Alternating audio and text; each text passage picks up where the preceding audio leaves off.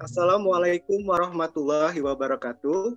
Perkenalkan, kami dari kelompok 2, Farmasi B, dari mata kuliah Farmakologi Dasar Institut Teknologi Sumatera, akan menjelaskan mengenai farmakokinetik dari obat loratadin. Perkenalkan, saya Rizky Kurnia Sandi dengan NIM 119260010. Saya Hanifah Hanun, NIM 119260063. Saya Faradila Azhara Suri, NIM 119266093. Saya Safia Fazila, NIM 119260110. Saya Masinda Syayani, NIM 119260121. Terlebih dahulu, kita akan mengenal apa itu obat loratadin.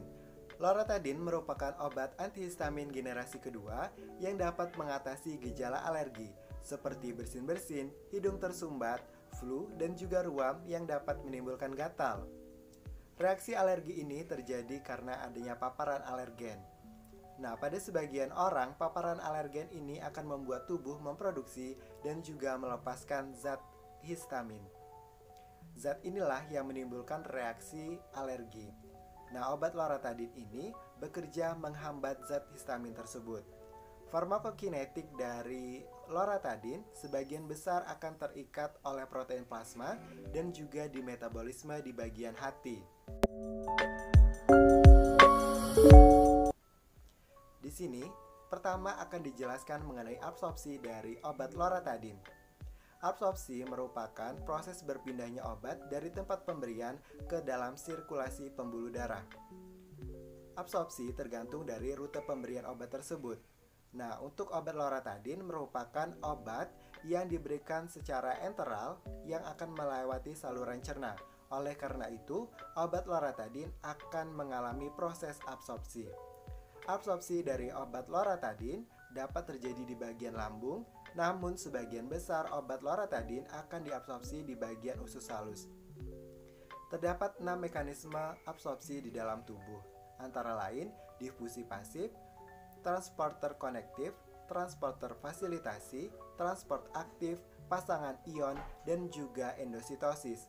Karena obat loratadin merupakan antihistamin generasi kedua, maka obat loratadin menggunakan mekanisme transporter fasilitasi. Transporter fasilitasi adalah proses berpindahnya obat dari bagian yang berkonsentrasi tinggi menuju ke bagian yang berkonsentrasi rendah, atau dari cairan ekstraseluler menuju cairan intraseluler yang dibantu oleh protein pembawa. Loratadin yang diserap oleh usus halus kemudian ditransport oleh vena porta ke hepar sebelum beredar ke seluruh tubuh. Kemudian, hepar akan memetabolisme obat dengan enzim sitokrom P450 untuk mengubah obat menjadi bentuk metabolismenya agar lebih polar sebelum diekskresikan dan diteruskan ke sirkulasi. Hal ini yang disebut dengan metabolisme lintas pertama.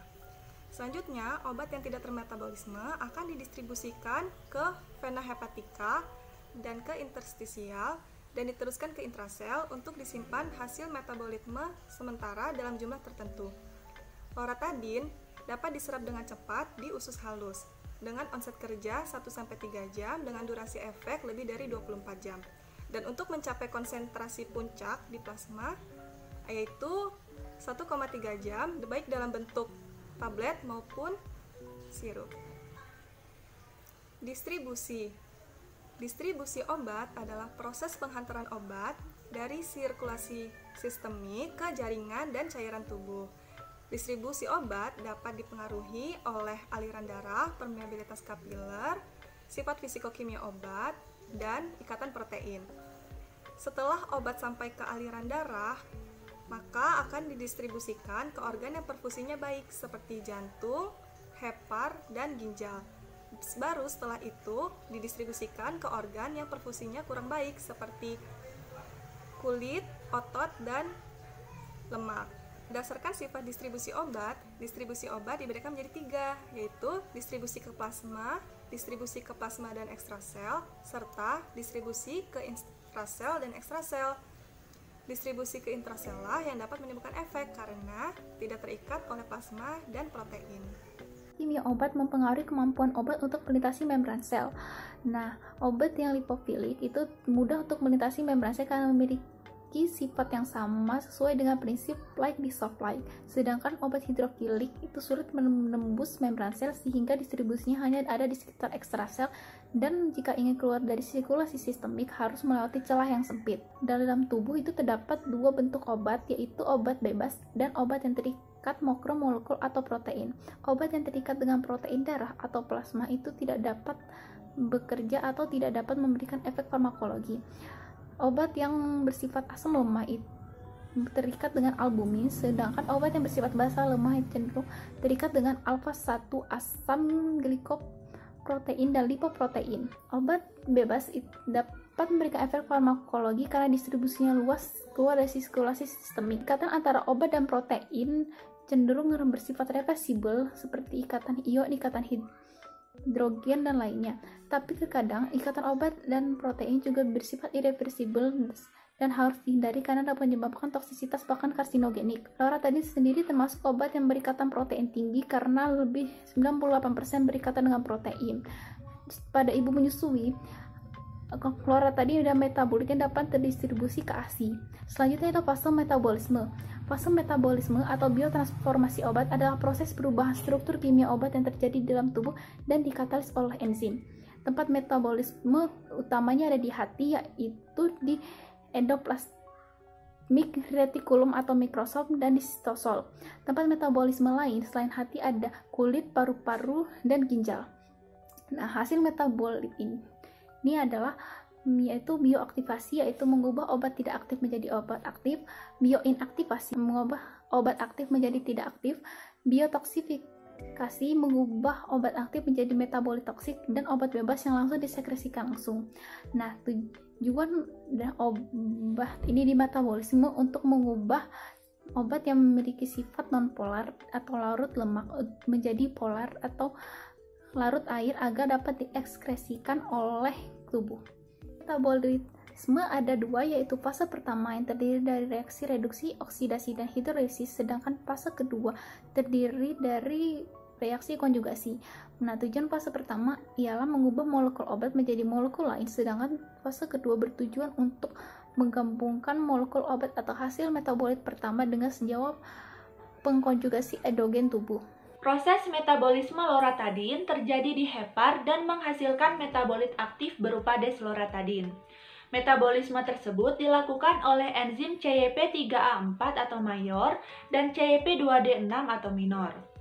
Apabila terdapat zat lain yang menginhibisi kerja enzim CYP3A4, metabolisme utama loratadin diambil alih oleh CYP2D6. Administrasi bersama loratadin dengan ketokonazol, eritromisin atau penghambat CYP3A4, dan simetidin atau penghambat CYP2D6 dan CYP3A4 akan meningkatkan konsentrasi loratadin di dalam plasma. Eliminasi atau ekskresi obat artinya pembuangan obat dari tubuh dengan tujuan menurunkan konsentrasi zat aktif atau metabolit dalam tubuh agar tidak terjadi akumulasi. Sebagian besar obat dibuang dari tubuh oleh ginjal melalui urin. Obat juga dapat dibuang melalui paru-paru, eksokrin yaitu keringat, ludah, dan payudara, kulit, dan traktus intestinal. Organ terpenting untuk ekskresi obat adalah ginjal. Obat diekskresi melalui ginjal dalam bentuk utuh maupun bentuk metabolitnya. Ekskresi melalui ginjal melibatkan 3 proses, yakni filtrasi di glomerulus, sekresi aktif di tubulus proksimal, dan reabsorpsi pasif di sepanjang tubulus. Proses filtrasi glomerulus hanya dapat dilalui oleh obat yang mempunyai berat molekul kurang dari 300, polar, merupakan obat bebas, obat terionkan dan tidak terionkan, bergantung pada laju filtrasi glomerulus atau glomerulus filtration rate, dan curah jantung atau aliran darah. Karena hanya obat bebas yang dapat diekskresikan, maka akan mempengaruhi besarnya clearance.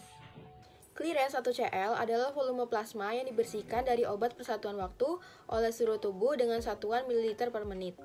Clearance obat sendiri merupakan ukuran eliminasi obat dari tubuh tanpa mempermasalahkan mekanisme prosesnya. Clearance dapat dihitung dengan CL sama dengan kecepatan eliminasi dibagi konsentrasi obat dalam plasma. Clearance berkaitan dengan volume distribusi dan waktu paruh. Waktu paruh atau tes tengah adalah waktu yang diperlukan untuk mengubah jumlah obat dalam tubuh menjadi separuhnya selama eliminasi. Hubungan CL dengan kecepatan laju eliminasi dan tes tengah akan didapatkan persamaan berikut. CL sama dengan 0,693 dikali volume distribusi dibagi waktu paruh, di mana 0,693 adalah kecepatan laju eliminasi. Obat lalu mengalami reabsorpsi sepanjang tubulus. Obat dengan kelarutan lipid tinggi akan berdifusi pasif untuk masuk kembali ke dalam sel epitel tubulus, sedangkan obat polar akan tetap tinggal dalam filtrat. Selanjutnya, obat disekresikan melalui transport aktif di tubulus, yaitu memerlukan pembawa atau carrier, serta obat dalam bentuk bebas dan terikat dengan protein dapat melalui proses ini. Pembawa obat umumnya non-spesifik karena adanya dua tipe, yaitu pembawa obat untuk asam lemah dan pembawa obat untuk basa lemah. Sistem transportasi aktif ini dapat mencapai kebersihan maksimal walaupun obat terikat pada protein plasma. Dapat terjadi kompetisi antara obat yang memiliki sifat yang sama. Loratadin dan desloratadin diperkirakan mencapai kadar yang stabil dalam darah setelah pemberian dosis kelima. Waktu paruh loratadin adalah 8,4 jam atau 3-20 jam. Waktu paruh desloratadin 28 jam atau 8,8 sampai 92 jam. Efek kerja loratadin yang panjang terjadi akibat lamanya waktu disosiasi metabolit desloratadin dari reseptor. Sejumlah 80% dari total loratadin yang dikonsumsi diekskresikan dalam bentuk metabolit melalui urin dan feses selama 10 hari. Demikianlah pembahasan obat loratadin dari kelompok kami. Mohon maaf apabila terdapat kekurangan. Semoga bermanfaat. Terima kasih. Wassalamualaikum warahmatullahi wabarakatuh.